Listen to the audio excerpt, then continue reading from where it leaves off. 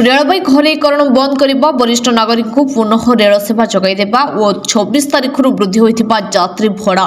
स्थायी नियुक्ति ग्रामवासी को रोजगार योजना देवा दाबी भारतीय कम्युनिस्ट पार्टी गाड़कर शाखा पक्षर मंच रेल स्टेशन विक्षेप प्रदर्शन देखा मिलता। कौन दरकार था बिहार जितला पर ये जो मोदी सरकार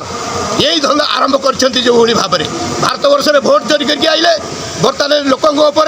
टैक्स न दिवे भड़ा न दिवे ये अंचल यही गारकणर अंचल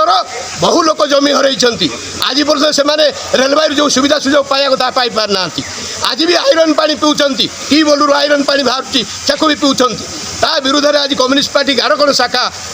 रास्ता बोलाई प्रतिवाद करुच्ची तुरंत केंद्र सरकार जो 26 रु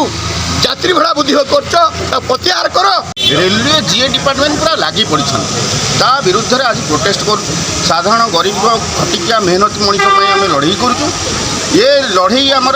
मंचल स्टेशन में सीमित रही ये लड़ई राज्य में सबू स्टेशन में जीव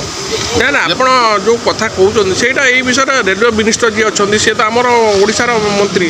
ओडिशार आप जानते महामहिम राष्ट्रपति भी ओडिशार मुख्यमंत्री भी ओडिशार सबू थी आज कौ भाया लोक रेलवे मंत्री जी अच्छा सी आप कथा शुणवे जो दाबी रही जो 2% कहते सरकार जदि सी उठी था आम रास्ता को कहीं ओह्ल था लोकों सब कम्युनिस्ट पार्टी आंदोलन कर लोकों समस्या को नहीं छिड़ा